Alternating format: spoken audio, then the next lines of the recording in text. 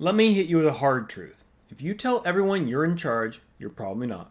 Real leadership doesn't come from barking orders, it comes from what you do when nobody's looking. Yes, I'm literally lecturing you right now on why you should stop lecturing people. But that's the point. We've got a culture full of leaders who mistake noise for influence. Social media is a swamp of people shouting at others to work harder, be disciplined, stop being soft, while filming that rant from bed, shirtless at 10 a.m., under the covers, eating cereal with one hand and ego with the other. That's not leadership, that's performance. Leadership is what happens in the dark when no one's filming, no one's clapping, and no one's posting fire emojis. Leadership is built the same way your deadlift is, with quiet, brutal consistency, not by shouting at others to pull harder, but by loading the bar and ripping off the floor yourself day after day. This is about stopping telling people what to do, lead instead. This is for every coach, parent, manager, and one who thinks giving orders makes you powerful. It doesn't, but modeling behavior does. Look, you do not teach a toddler to talk, they mimic what they see and hear. And guess what? Adults really aren't that much different. You can say all the right things, preach discipline, hustle, accountability, but if your actions contradict your words, no one's listening. They're watching. Humans have world-class hypocrisy detectors. You can smell BS before you finish your first motivation quote. You can say, I'm leader, but most people will say that you're late for meetings, you ghost texts, you bail on workouts, you crumble under pressure. So your words, they carry the weight of a helium balloon in a windstorm. If you want to lead, become the proof of your principles. You want your team to grind? Grind harder. You want your kids to respect discipline? Wake up before them, train before them. You want your athletes to finish the set, to be covered in sweat, not excuses. Don't be the coach who shouts from the silence. Be the one who bleeds in the field. The gym does not care about your title, doesn't care about how many followers you have. The gym only cares about one thing. Did you do the work? You can't fake reps there. You can't talk your way into a PR. Either you lifted the weight or it buried you. And that's why fitness is a great, perfect leadership training ground. Because every session is a mirror. Your effort, your preparation, your resilience, all reflected back at you. Brutal honesty and unforgiving. So when you train consistently, you're not just building muscle, you're building credibility. You're becoming the type of person others can trust because they've seen the reps, they've watched you show up when it's hard. That's the leader people will follow. Not the loudest voice, but the most consistent example. Don't tell them to do the X rep, be the reason they believe it's possible.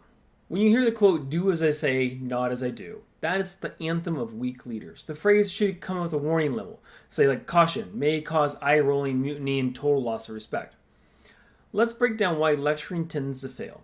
Number one, it creates resistance, not buy-in. No one likes being talked to. It triggers ego, defensiveness, and rebellion, even if your advice is solid. Number two, it's passive leadership. Modeling is hard. When you only speak, you avoid discomfort of action. And the third, it demands change without demonstrating responsibility.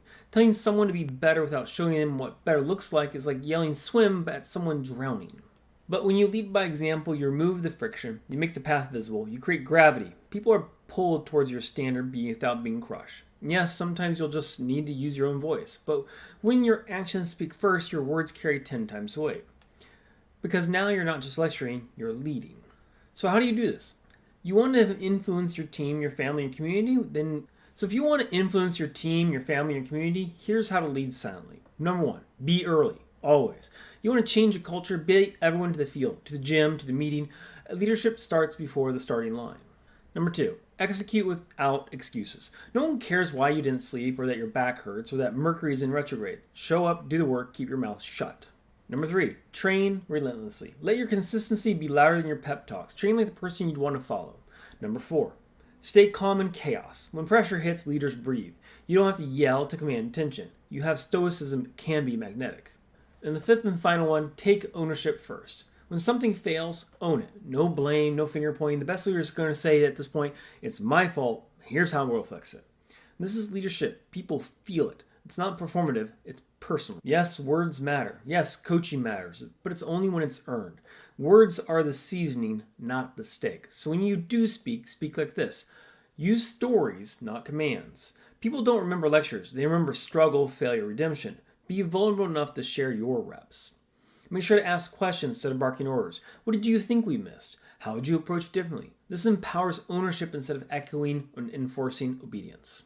And make sure to reinforce action, not identity. Don't say you're lazy. Say you skipped the last 3 workouts. What's the block?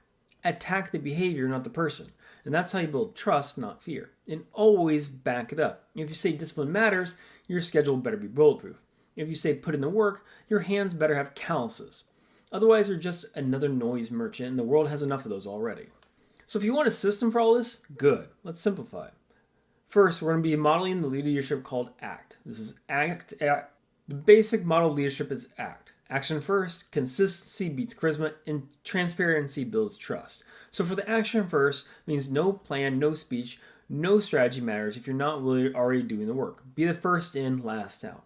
For consistency beats charisma, you don't need to be loud, you need to be relentless. Consistency is how you build trust. Charisma fades, reps don't. Then transparency builds trust. That means you need to own your failures, show your scars. Authenticity isn't weakness, it's the foundation of real leadership. So follow that and people will follow you even when you're not speaking. So here's your challenge for this week. Say less, show more. Pick one area of your life, fitness, business, family, where you've been telling more than doing and flip the switch. Show up early without announcing it. Hit your training and post nothing. Fix a problem without waiting for recognition. Then watch what happens. Your kid starts mirroring your discipline. Your teammates start working together without a word. Your circle starts stepping up because your standard pulls them up. That's leadership. Not because you yelled, not because you lectured, because you lived it first. Remember to stop shouting, start showing. Shut your mouth, lift the damn weight, and lead like you lift. If this slapped you across the face with uncomfortable truth, good. That's what it was built to do. Drop a comment with one area you are done lecturing and ready to lead through action. Hit subscribe if you're building not just a body, but a legacy.